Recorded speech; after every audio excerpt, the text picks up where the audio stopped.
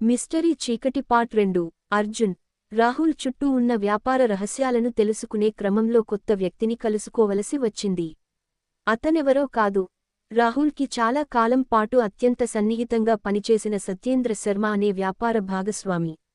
సత్యేంద్ర రాహుల్ హత్య గురించి ఏమీ చెప్పకుండానే మౌనంగా ఉన్నాడు. కాని అర్జున్కి అతని మాటల వెనుక ఏదో రహస్యం ఉందని గమనించి అతనిని మరింత లోతుగా ప్రశ్నించాడు. రాహుల్ కిషోర్ మాలిక్కి వ్యతిరేకంగా ఏమైనా చేస్తున్నాడా అని అర్జున్ ప్రశ్నించగా సత్యేంద్ర కొద్దిగా దిగులు పడ్డాడు. రాహుల్ చాలా ప్రమాదకరమైన గేమ్ ఆడాడు. అతను మాఫియాతో డీల్ చేశాడు కాని వారిని మోసం చేశాడు. అతని చేతిలో ఒక హానికరమైన సమాచారముంది, అందుకే అతను ప్రాణాలు కోల్పోయాడు అని సత్యేంద్ర కాస్త జ్ఞాపకాలలో మునిగిపోతూ చెప్పాడు. ఈ సమాచారంతో అర్జున్కి ఒక్కసారి పాత విషయాలు స్పష్టమయ్యాయి. రాహుల్ కిషోర్ మాలిక్ గ్యాంగ్పై పట్టు సాధించి వారిని బయట పెట్టేందుకు కీలకమైన సమాచారాన్ని సంపాదించాడు. కాని అతను ఆ సమాచారాన్ని ఉపయోగించి కిషోర్ మాలిక్తో పెద్ద డీల్ చేయబోయాడు. అదే అతనికి ప్రాణాంతకమైంది. ఈ వివాదాస్పద సమాచారం ఇప్పుడు ఏదో ఒకరితో ఉంది. ఆ విషయానికి బయటకు వచ్చిన వెంటనే హత్యకు దారి తీసినట్లు అర్జున్ భావించాడు. ఇన్స్పెక్టర్ విజయ్ కూడా ఈ విషయాలను తెలుసుకుని కొత్త దిశలో దర్యాప్తును కొనసాగిస్తున్నాడు. ఇప్పుడు ప్రియా అనుమానం మరింత తగ్గి మాఫియా హస్తం ఈ హత్య వెనుక మరింత ఉద్దీపన పొందుతోంది. కాని విజయ్ అర్జున్కు ఒక సీరియస్ వార్నింగ్ ఇచ్చాడు. మాఫియా గ్యాంగ్లు చాలా ప్రమాదకరమైనవి. వారు కేవలం వ్యాపారాలను గెలుచుకునే మనుషులు కాదు. వారి దారిలో అడ్డు నిలిచిన ప్రతివారిని హింసించడానికి వెనుకాడరు. జాగ్రత్తగా ఉండాలి. అర్జున్కి తెలిసిన కొత్త సమాచారం ప్రకారం రాహుల్ అక్రమంగా సేకరించిన డేటా గురించి వారికి తెలియగానే వారు వెంటనే అతన్ని చంపడానికి కుట్రపన్నారు. అతనికి ప్రియ హత్య వెనుక ఉన్నట్లు అనిపించినప్పటికీ ఆ డేటా ఎవరి చేతుల్లో ఉందో తెలుసుకోవడమే ఇప్పుడు ప్రధాన సవాలు. అర్జున్ సత్యేంద్ర వద్ద మరింత సమాచారం పొందడానికి ప్రయత్నించాడు. కాని అతను పూర్తి సత్యాన్ని చెప్పలేకపోయాడు. కిషోర్ మాలిక్ ఈ విషయానికి తెలుసుకున్న తర్వాత తన ముఠాను అర్జున్ మీద దాడి చేయడానికి సిద్ధం చేశాడు. ఒక రాత్రి అర్జున్ ఇంటికి వస్తున్నప్పుడు అతనిపై ఒక ముఠా ఆకస్మిక దాడి చేసింది. అర్జున్ చాకచక్యంగా తప్పించుకున్నా అతని జీవితం మరింత ప్రమాదంలో పడిపోయింది. ఈ దాడి తర్వాత అర్జున్కి మరోసారి అజ్ఞాత వ్యక్తి నుండి ఫోన్ వచ్చింది. ఆ కాల్లో మరింత దగ్గరికి వచ్చావు, కాని నువ్వు ఇంకెంత దూరం వెళ్లలేవు. ఆ డేటాను వదిలేయి, లేదంటే అది నీ చివరి ప్రయత్నం అవుతుంది అని హెచ్చరించారు. అర్జున్ ఈ బెదిరింపులను తేలిగ్గా తీసుకోలేడు. కాని అతని నైజం అలా వెంటనే ఆగిపోవడానికి సిద్ధపడదు. అర్జున్ తనపై జరిగిన దాడి తర్వాత మరింత అప్రమత్తంగా ఉన్నాడు. అతను కిషోర్ మాలిక్ ముఠా బలమైనదని, ఈ కేసులో వారి పాత్ర ఎంతో ప్రమాదకరంగా ఉందని తెలుసుకున్నాడు. కాని రాహుల్ వద్ద ఉన్న సీక్రెట్ డేటా ఎక్కడుందనేది ఇంకా తెలియలేదు.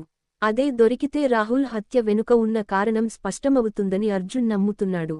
ఈ దశలో డాక్టర్ నిషా రాహుల్ మనస్తత్వంపై సైకాలజికల్ ప్రొఫైలింగ్ చేయడం ద్వారా ఒక కీలక ఆధారం సేకరించింది. రాహుల్ మరణానికి ముందు కొన్ని రోజులు తీవ్రంగా భయపడి ఉన్నాడని, తన ప్రాణాలపై ఏదో ప్రమాదం ఉందని అనుకుంటూ ఎవరితోనో కలవడానికి సీక్రెట్ ప్లాన్ చేసుకున్నాడని తేలింది. అతను ఎవరి కోసం ఈ రహస్య సమాచారాన్ని దాచాడో అదే ఇప్పుడు అర్జున్ దృష్టిలో పెద్ద ప్రశ్నగా మారింది. అర్జున్ మరిన్ని ఆధారాల కోసం రాహుల్ వ్యక్తిగత కాంటాక్టులను పరిశీలిస్తుండగా మయాంక్ శర్మ అనే వ్యక్తి పేరును తగిలించాడు. మయాంక్ రాహుల్ అత్యంత నమ్మకంగా చూసే వ్యక్తి. అతనికి వ్యక్తిగత జీవితం, వ్యాపారాల గురించి 25 ఏళ్ల పరిచయం ఉంది. అర్జున్ వెంటనే మయాంక్ను కలుసుకోవడానికి వెళ్లాడు. మయాంక్ అర్జున్ని చూసి మొదట కష్టంగా స్పందించినా రాహుల్ చావు గురించి మాట్లాడడం మొదలు పెట్టిన తర్వాత చాలా విషయాలు బయటపడ్డాయి. రాహుల్ ముఠా మాయచేసే గేమ్ ఆడుతున్నాడు. అతనికి ఒక రహస్య ప్రాజెక్ట్ మీద పని ఉండేది. కిషోర్ మాలిక్కి వ్యతిరేకంగా పనిచేస్తూ వారి అక్రమ డీల్ను బయటపెట్టాలని ప్రయత్నించాడు అని మయాంక్ చెప్పాడు. అర్జున్కు ఇప్పటివరకు అనుమానం ఉన్నట్లు రాహుల్ కిషోర్ మాలిక్ ముఠా చేతుల్లో చిక్కుకుపోయాడని, వారిని మోసం చేయపోయాడు అని స్పష్టమైంది. కాని రాహుల్ గుట్టుగా దాచిన డేటా ఎక్కడుందో మయాంక్ కూడా చెప్పలేదు. అతనికి ఒక సీక్రెట్ స్థలం ఉండేది. అక్కడ తన అవసరమైన పత్రాలు దాచేవాడు. కాని దాన్ని తెలుసుకోవడం ఎవరివల్ల కాదు అని మయాంక్ తెలిపాడు. అతని మాటలు అర్జున్ను మరో దారికి దారి తీశాయి. రాహుల్ యొక్క పాత ఇల్లు ముంబైలో ఉన్న ఒక చిన్న ఇంటిలో అతను తన సీక్రెట్ వ్యాపారాలకు సంబంధించిన కొన్ని కీలక సమాచారాన్ని దాచుండొచ్చని అర్జున్ అనుమానించాడు. వెంటనే ముంబైకి తిరిగి వెళ్లి ఆ ఇల్లు తనిఖీ చేయాలని నిర్ణయించుకున్నాడు. ముంబైలో సురేష్ నాయక్ సహాయంతో రాహుల్ పాత ఇల్లు చేరుకున్న అర్జున్ ఆ ఇంటిలో దాగిన విషయాలు తెలుసుకోవడం కోసం సురక్షితంగా చుట్టూ చూశాడు. చివరకు ఒక పాత అల్మారీలో రహస్యంగా దాచిన కొన్ని చిన్న పత్రాలు, కొన్ని ఫ్లాష్ డ్రైవ్లు బయటపడ్డాయి. ఆ ఫ్లాష్ డ్రైవ్లు రాహుల్ తన సమాచారాన్ని దాచిన ప్రధాన ఆధారాలు అని అర్జున్కి తెలుసు. అవి తన దగ్గరకు రాగానే అర్జున్ వెంటనే తన స్నేహితుడైన హ్యాకర్ సునీల్ సహాయంతో ఆ ఫ్లాష్ డ్రైవ్లను డీకోడ్ చేయడం మొదలుపెట్టాడు. అతనికి అందులో ఉన్న సమాచారం ఒక పెద్ద సంచలనం అని అర్థమైంది. రాహుల్ సేకరించిన డేటా కిషోర్ మాలిక్ వ్యాపారాలు మాత్రమే కాకుండా అతను ఉన్నత స్థాయి రాజకీయ నాయకులతో, అంతర్జాతీయ స్థాయిలో అనేక కీలక వ్యక్తులతో కూడా సంబంధాలు పెట్టుకున్నాడు. ఈ సమాచారంతో రాహుల్ ప్రాణాల మీద ఆపద తెచ్చుకున్నాడన్న విషయానికి మరింత స్పష్టమైంది. అయితే ఈ సమాచారంతో అర్జున్ మాఫియాపై ఆధిపత్యం చూపడం మొదలుపెట్టే క్షణంలోనే మరోసారి అతని మీద పెద్ద దాడి జరిగింది. ఈసారి దాడి మరింత తీవ్రమైంది. అర్జున్ క్షణాల్లో దాడిలో చిక్కుకున్నాడు. అతనిపై ముఠా సభ్యులు విచక్షణ రహితంగా దాడి చేశారు. కాని అతను చివరకు సురక్షితంగా బయటపడగలిగాడు. ఇప్పుడు అర్జున్ చేతిలో రాహుల్ సేకరించిన అత్యంత కీలకమైన డేటా ఉంది. కాని అతను పూర్తిగా క్షేమంగా లేడనే విషయానికి స్పష్టమైంది. కిషోర్ మాలిక్ గ్యాంగ్ అతనిని ఏ క్షణాన అయినా హాని చేయడానికి సిద్ధంగా ఉంది. ఈ ఫ్లాష్ డ్రైవ్లు ఇప్పుడు అర్జున్కి ఒక వజ్రాయుధంగా మారాయి. కాని వాటిని ఉపయోగించడం ఒక పెద్ద సవాలుగా నిలిచింది. అర్జున్ ఫ్లాష్ డ్రైవ్ల ద్వారా కీలకమైన సమాచారం సేకరించిన తర్వాత అతని లక్ష్యం స్పష్టమైంది. కిషోర్ మాలిక్ గ్యాంగ్ వ్యాపార సంబంధాలు, అంతర్జాతీయ డ్రగ్ రాకెట్, రాజకీయ నాయకులతో ఉన్న సంబంధాలు, all this data could bring down an umpire. కాని ఆ సమాచారాన్ని సక్రమంగా ఉపయోగించి నిజాలను బహిర్గతం చేయాలంటే తన ప్రాణాలను సైతం సవాల్ చేయాల్సి ఉంది. సురేష్ నాయక్ సహాయంతో అర్జున్ ఫ్లాష్ డ్రైవ్లోని సమాచారాన్ని పోలీసు ప్రధానాధికారులకు అందించాలనే నిర్ణయం తీసుకున్నాడు. ఇది ముంబై మాఫియా వ్యతిరేకంగా పెద్ద న్యాయపరమైన చర్యలకు దారితీస్తుంది. కాని ఈ సమాచారాన్ని బయటకు తేవడం అంటే అర్జున్ ప్రాణాలను మరింత ప్రమాదంలోకి నెట్టడమే అవుతుంది. అయితే అర్జున్ తన ప్రాణాలను సైతం లెక్క చేయకుండా ముందుకు సాగాలని నిర్ణయించుకున్నాడు. అతను సత్యం మరియు న్యాయం కోసం పోరాడటంలో వెనుకడుగు వేయడానికి సిద్ధంగా లేడు. సురేష్ ఈ డేటా ద్వారా కిషోర్ మాలిక్ గ్యాంగ్ను పూర్తిగా కూల్చేయడానికి ఒక వ్యూహరచన సిద్ధం చేశాడు. అర్జున్ ఇప్పుడు సురేష్తో కలిసి కిషోర్ మాలిక్ గ్యాంగ్ని బలమైన దెబ్బతీయడానికి సిద్ధం అయ్యాడు. రాహుల్ సేకరించిన సమాచారం ద్వారా మాఫియా చైన్లో ఉన్న అన్ని కీలక వ్యక్తులపై చర్య తీసుకోవడానికి న్యాయవ్యవస్థ సిద్ధమైంది. కాని ఈ సమయంలో ప్రియ మరొక సవాలు విసిరింది. ప్రియ తన భర్త మరణం వెనుక ఉన్న సత్యాన్ని పూర్తిగా తెలుసుకోవాలని భావిస్తూ అర్జున్కి తనకు చెందిన కొన్ని వ్యక్తిగత పత్రాలను అందించింది.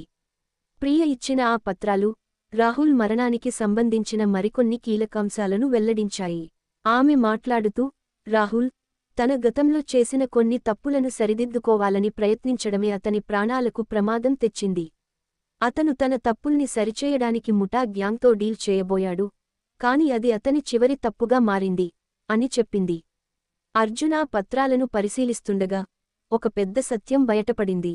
కిషోర్ మాలిక్ మాత్రమే కాకుండా రాహుల్ మరణంలో రాహుల్ క్లోజ్ సర్కిల్లోని ఒక వ్యక్తి కూడా పాత్ర వహించాడు. ఆ వ్యక్తి రాహుల్తో పాటు మాఫియా గ్యాంగ్లో భాగస్వామ్యంగా ఉంటూ రహస్యంగా రాహుల్ను వెనుకంచేయడంలో పాల్గొన్నాడు. ఈ సమాచారం మరింత క్లిష్టమైన మలుపు తెచ్చింది. అర్జున్ ఆశ్చర్యంలోకి వెళ్లాడు. ఇతనెవరు? ఈ హంతకుడు రాహుల్ నమ్మిన వ్యక్తిలో ఉన్నాడా? అదే సమయంలో కిషోర్ మాలిక్ కూడా అర్జున్ పథకాన్ని తెలుసుకుని అతనిపై మరింత తీవ్రమైన దాడి చేయడానికి సిద్ధమయ్యాడు. ఈ దాడి కేవలం అర్జున్పై మాత్రమే కాకుండా అతని స్నేహితులు, అతని కుటుంబంపై కూడా చేయడానికి ముఠా సిద్ధమై ఉంది. అధ్యాయం 8 ముఠా గూటిలో సత్యం. అర్జున్కు రాహుల్ హత్య వెనుక ఉన్న సత్యం కాస్త బహిర్గతమవుతుండగా అతనికి ఎదురుగా ఓ కొత్త సవాలు నిలిచింది. కిషోర్ మాలిక్ అతని వెంట పడుతూ మరొక దాడికి సిద్ధమయ్యాడు. ఈసారి కిషోర్ అర్జున్ని మాత్రమే కాదు, అతని దగ్గరి స్నేహితులను కూడా లక్ష్యంగా చేసుకుని ఎలాంటి బదులు ఇవ్వకుండా ఆడాలని భావిస్తున్నాడు. అర్జున్ ముంబైలోని ఒక రహస్య స్థావరంలో సురేష్, డాక్టర్ నిషా, పోలీసు అధికారి విజయ్తో కలిసి ఆఖరి ప్రయత్నానికి సిద్ధమయ్యాడు. డాక్టర్ నిషా అర్జున్కి, రాహుల్ సేకరించిన డేటాను సంపూర్ణంగా బయటపెట్టడానికి ఉన్న రహస్య మార్గాలు వివరించింది. రాహుల్ తన చనిపోయే ముందు ఒక నిఘా సిస్టమ్ ద్వారా ముఖ్యమైన ఆధారాలను డిజిటల్గా పంపించినట్లు గుర్తించారు.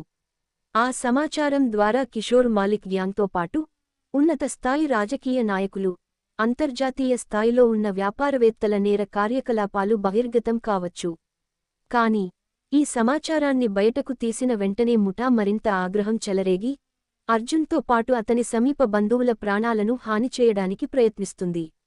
సురేష్ నాయక్ పోలీసు దళం సహకారంతో కిషోర్ మాలిక్ గ్యాంగ్ కార్యకలాపాలను నియంత్రించడానికి పెద్ద పథకం రూపొందించాడు. ఆ ప్లాన్ ప్రకారం ఫ్లాష్ డ్రైవ్లోని సమాచారాన్ని సమర్థంగా బయటపెట్టి కిషోర్ మాలిక్కు తాకిన నష్టం ఆ గ్యాంగ్ను పూర్తిగా కూల్చివేయగలిగేంత తీవ్రంగా ఉండాలి. విజయ్ కూడా పోలీసు దళాన్ని సిద్ధం చేశాడు. వీరంతా కిషోర్ మాలిక్ వ్యాపార స్థావరాలను దెబ్బతీయడానికి సిద్ధపడ్డారు. అర్జున్ చివరి ఛాన్స్ కోసం ఎదురు చూసేవాడు. అయితే ప్రియ నుండి మరో షాకింగ్ ఆధారం బయటపడింది. రాహుల్ చనిపోయే ముందు తన చివరి కాంటాక్టుగా అతను మయాంక్ శర్మను కలిసినట్లు తెలుస్తోంది. మయాంక్ మాత్రమే రాహుల్ చివరి నిర్ణయాలకు కారణమని అనుమానం రేకెత్తింది. అర్జున్ వెంటనే మయాంక్ను గమనించడం మొదలుపెట్టాడు. అతని వ్యూహాన్ని తెలుసుకోవడానికి ప్రయత్నించాడు. మయాంక్ రాహుల్ మరణానికి ప్రధాన పాత్రధారి అని అర్జున్ అనుకున్నప్పటికీ అతని పని కిషోర్ మాలిక్ ద్వారా రహస్యంగా నియంత్రించబడినట్టు తేలింది. రాహుల్కు అత్యంత నమ్మకమైన మయాంక్ అతని వ్యాపార సంబంధాలను పతనమయ్యేలా చేసేందుకు ముఠా గ్యాంగ్తో కలిసిపోయాడు. ఇది రాహుల్ హత్యకు ప్రధాన కారణంగా మారింది.